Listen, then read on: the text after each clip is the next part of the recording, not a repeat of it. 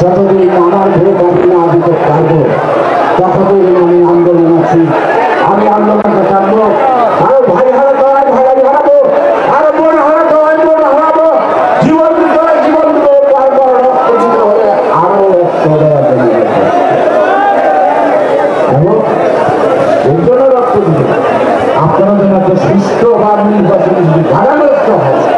সেই জায়গায় ওরা রক্ত দিলে যাতে আপনার ধারাগ্রস্ত ভাবে অতিক্রম করে জনগণের আকাঙ্ক্ষা আজ জনগণের আকাঙ্ক্ষাদের আপনারা পরিপূর্ণ করে সম্মানের সাথে ইতিহাসের পাতায় থাকবেন।